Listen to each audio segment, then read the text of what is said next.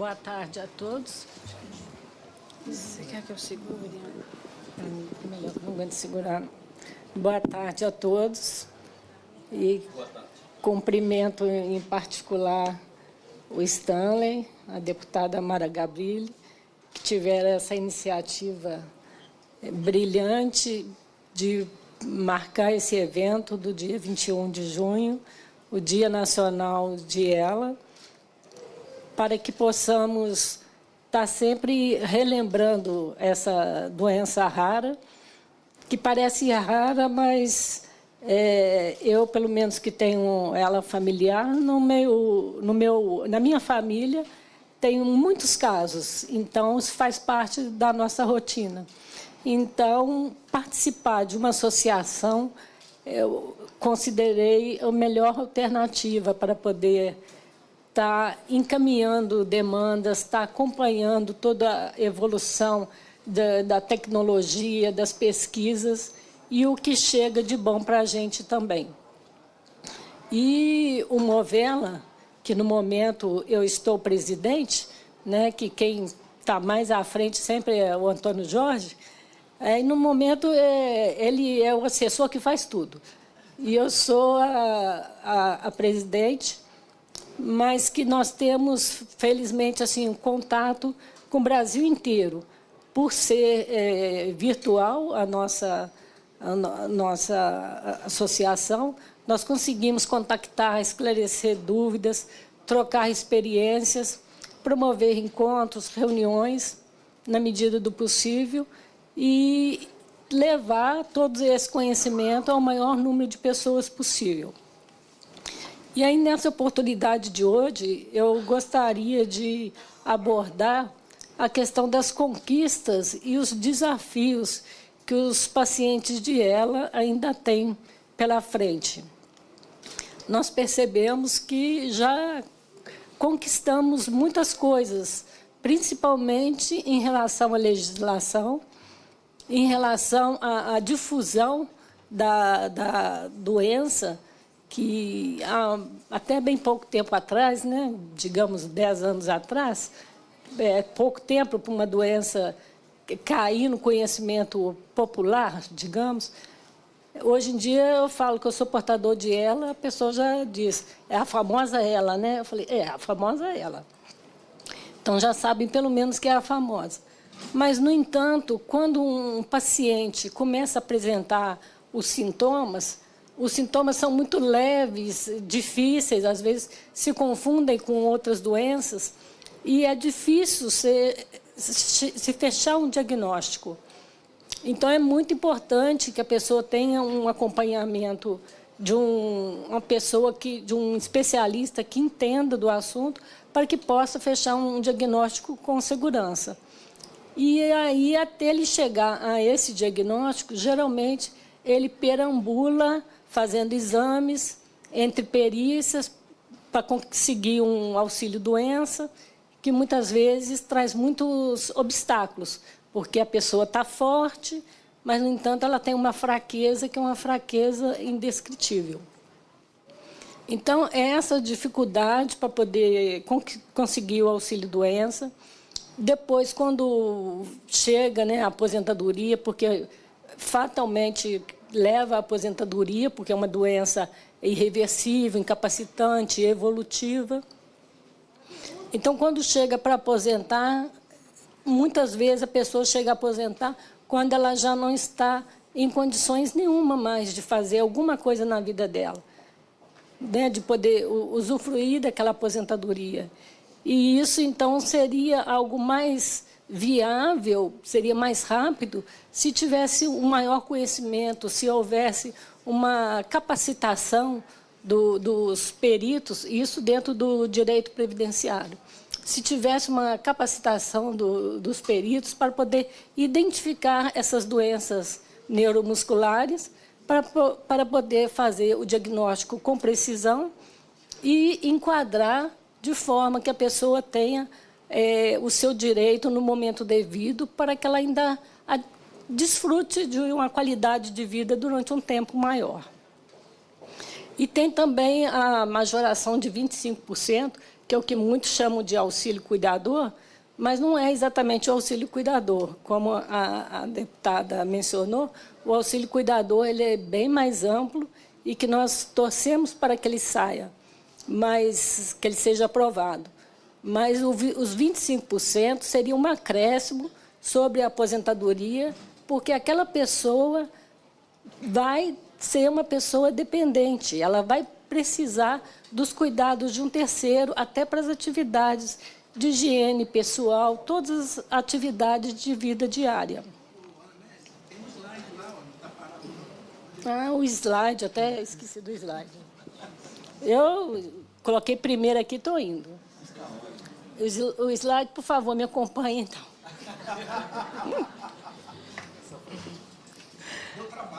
Deu trabalho, né? E a isenção do imposto de renda é enquadrado, né, pode ser enquadrado como uma doença irreversível incapacitante, então está listada dentro das doenças que isentam de imposto de renda, né, de acordo com a Lei 8.112. Mas não tem ela especificamente, tem irreversível e incapacitante, e sendo que o Conselho Federal de Medicina já reconheceu que a ela é uma doença com essas características. Então, não teria muito o que discutir isso. Então, se o diagnóstico está preciso, já foi fechado, que é uma doença neuromuscular, uma doença esclerose lateral amiotrófica, ele teria o direito de se aposentar. Mas, muitas vezes, esbarramos nessa questão do desconhecimento. E outra coisa que a gente emperra também é quando você você entra em benefício, aí você faz perícia. Depois tem outra perícia médica para poder se aposentar. De modo geral, alguns médicos, de modo geral, não, recuo na minha fala, de modo geral, eles concedem aposentadoria, mas não concedem os 25% e nem concedem a isenção do imposto de renda. Aí depois tem aquele retrabalho de fazer você se dar conta de que você tem o direito aos 25%, você agenda uma nova perícia para poder requerer os 25%, sendo que isso é de direito, é uma doença irreversível, então já poderia ter sido automático, né, para a gente tornar as coisas mais ágeis. E depois tem que pegar todo o formulário da Receita Federal para entrar com um requerimento pedindo a isenção do imposto de renda.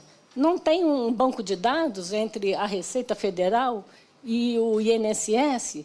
Isso facilitaria as coisas, né, para ser um processo automático? Aí já teria de deixar de ter o desconto em folha de imediato. Isso iria facilitar muito para o paciente que já, naquele momento, já está numa situação que está fragilizado, muitas vezes ainda não encontrou o caminho de um tratamento, uma equipe multidisciplinar que o acolha, e essas coisas todas, como entraves no seu caminho, isso se torna muito difícil. Muito difícil, é uma barreira muito grande mesmo. Outra questão é o BIPAP. O BIPAP é indispensável para os portadores de ELA. Cada um, mais virado para cá, cada um num grau, mas todos vão precisar do BIPAP. E, de um modo geral, com exceção, acho que de São Paulo e Rio, talvez, na maioria do país só tem o BIPAP no caso de judicialização. Fora isso, não tem acesso.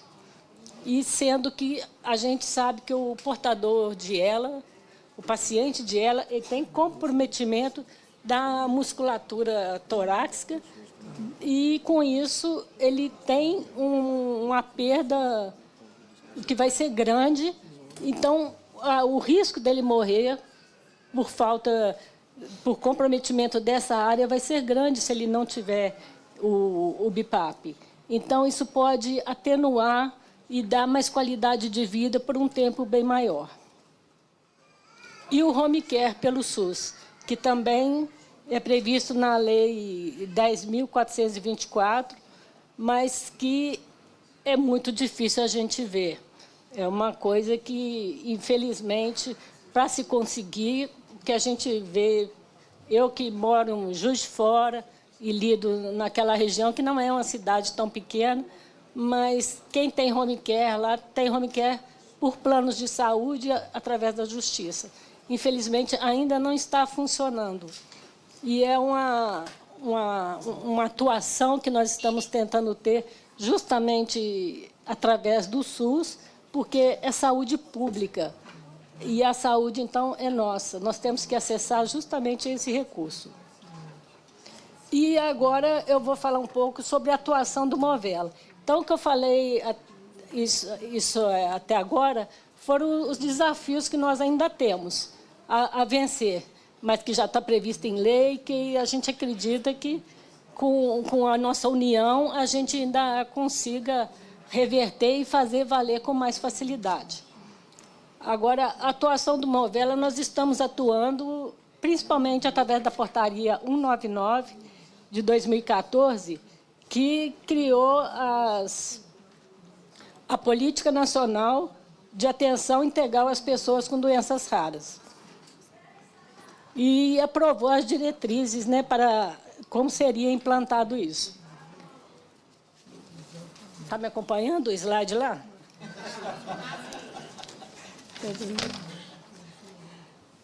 Então, tem incentivos financeiros de custeio.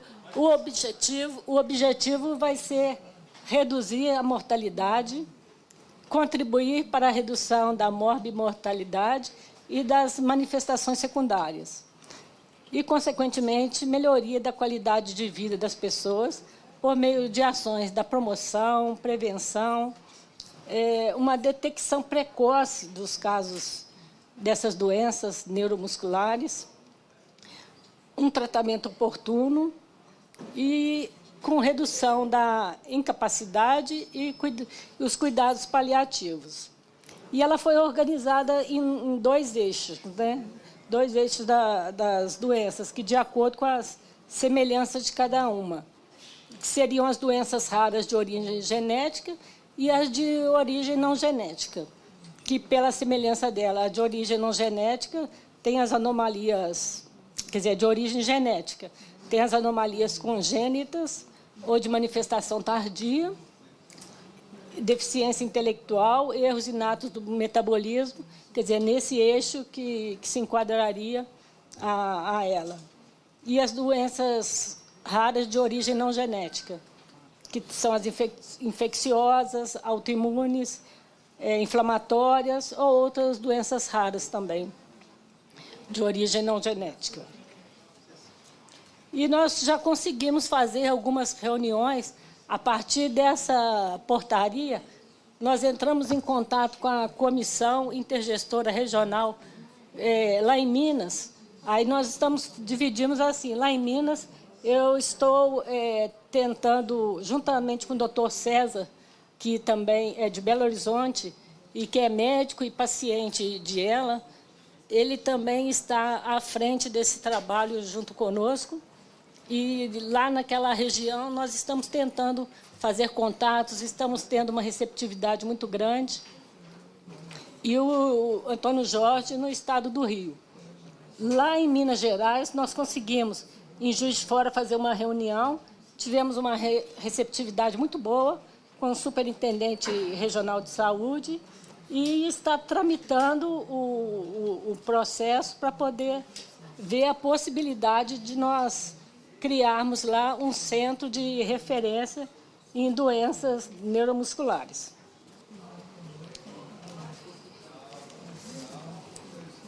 E pode ser ou um centro de referência ou um serviço especializado. O serviço especializado seria uma equipe menor e tem uma verba, o financiamento tem uma verba destinada de 11 mil e poucos, né? Já deve ter aumentado essa verba, né? Que isso aí é de 2014. Então, tem o financiamento previsto para essa portaria. E, no caso do serviço especializado, pode ser também em uma ou mais doenças raras.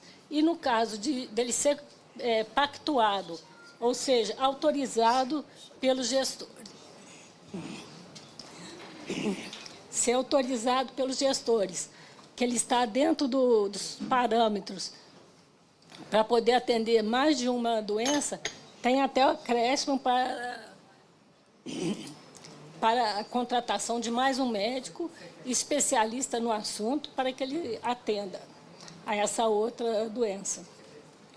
E, no caso do centro de referência, seria uma equipe maior, que aí o repasse de verbas também seria maior, que aí já tem uma equipe maior também, né, que é o enfermeiro, um geneticista, o médico, o coordenador, o nutricionista. Não tá bom? Não, para mim tá bom. Então, essas fotos aí, vocês viram. Então, mostra, por favor, as fotos da reunião no CIR Passos. É a Comissão Intergestora Regional em Passos, que já é bem longe de Juiz de Fora, lá para o lado de Belo Horizonte, né? Quem conhece Minas sabe. Eu não conheço. Mas, então, é um trabalho que a gente está pegando, então, igual o Stanley falou, é um trabalho de formiguinha, mas eu não acho nem que é formiguinha, nós estamos igual um polvo. Estamos com os nossos tentáculos assim, ó. E tem também fotos de Juiz de Fora.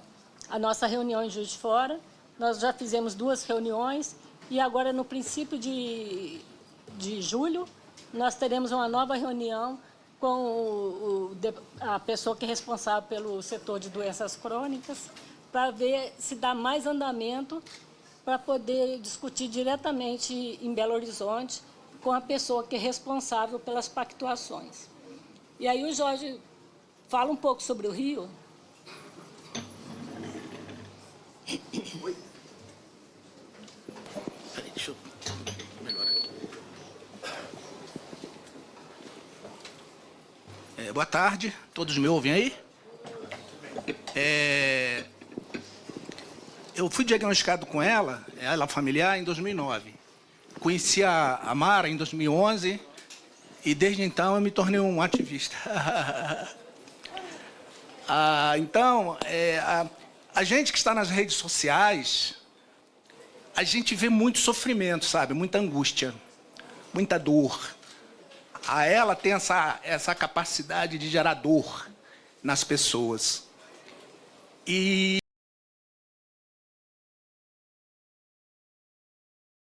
que, Ana, somos melhores que os outros, porque nós somos motivados, queremos trabalhar, queremos vir a Brasília, visitar os deputados, senadores, encher o saco deles, né? No bom sentido, né, Renato? Perri. Então, a gente vem... Olha, não me pergunte por quê. É uma coisa que eu não tenho... As pessoas me perguntam, sabe? Eu não sei responder. Mas eu acho o seguinte, que cada um pode fazer a sua parte. É o que a Mara falou, né? Você pode transformar o sofrimento em oportunidade. E eu tenho tentado fazer isso da minha vida. E tem dado certo. Graças a Deus, a Ana Amélia também, Stanley também. E outros tantos que nós conhecemos. José Leda, né? Está sempre alegre aqui com a gente. A Sandra. E outras pessoas, mas são poucos. E eu conheci a portaria 199... Você pode passar, por favor, o slide, por favor? Pode passar. Está no próximo arquivo, é outro arquivo. Em nome de Jorge. Eu conheci essa portaria...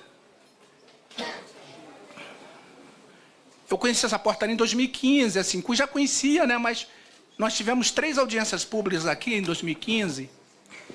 E isso gerou em mim, assim, um sentimento... Antônio Jorge. Oi. Posso só te interromper para anunciar o claro. deputado Alexandre Serfiotes, porque ele vai ter que sair Ele chega saindo. Não, ele estava aqui. Eu que não anunciei. Peço desculpas. Obrigada pela presença, viu, deputado? Deputado Alexandre Serfiotti, lá de Porto Real, meu vizinho, médico, cardiologista, um grande parceiro. Falou. Aí eu comecei a difundir essa ideia da pactuação, da portaria 199, e eu comecei a mexer. Aí eu descobri que no Rio de Janeiro existem 9 comissões intergestoras regionais. O que nós, pacientes, precisamos hoje? É de uma saúde regionalizada. Não adianta você... por exemplo, eu ia para São Paulo, já passei pela mão do Dr. Gerson, já passei pela mão lá do Dr. Marco Shea. Gente, não é fácil um paciente de ela pegar um carro, sair do Rio de Janeiro, bater em São Paulo, os que não têm dinheiro para comprar passagem de avião, é complicado. Então, eu entendo, como paciente, que a regionalização da... Eu estou me referindo à SUS, tá? Estou me referindo ao SUS. É uma saída, não é uma solução, mas é uma saída, é uma oportunidade de se minimizar o que eu falei no início: sofrimento, dor e angústia. Próximo. Pode passar isso. Aí, pensando nisso, nós estamos desenvolvendo esse projeto aí, ó, que é a pactuação de um serviço de assistência especializada. O que é um serviço de assistência especializado? É um enfermeiro, um técnico em enfermagem, é um enfermeiro com curso superior e um médico especialista. Já que estamos falando em doenças neuromusculares, seria um neurologista com 5 anos de experiência. Pronto, você tem aí uma equipe que vai trabalhar muito mais assim no diagnóstico, porque ali não tem equipe multidisciplinar para fazer acompanhamento, né? Mas para fazer o diagnóstico, que hoje é a grande dificuldade, né? A minha mãe levou, de 1990 até 2009, 19 anos para ser diagnosticada com ela. 19 anos. Então, isso não pode acontecer. Próximo. A outra opção seria o serviço de referência em doenças raras, né? Aí teria uma equipe maior. Próximo. E a habilitação. A habilitação se dará através da Comissão Intergestora Regional. Aí entra a questão da regionalização. Por que nós vamos na Comissão Intergestora Regional? Conforme eu disse no início, cada estado tem a sua subdivisão em regiões. Minas Gerais são 77 sub-regiões. É difícil, mas já fomos em 2. No Rio de Janeiro, nós já fomos em 4. Não é? Próximo. Então, no Rio de Janeiro está assim, ó, nós já fomos em 4 comissões, falta 5 para nós irmos. Já falaram para mim que o tempo esgotou. Próximo. Isso aí são algumas fotos de alguns trabalhos que a gente fez em relação a isso. Obrigado.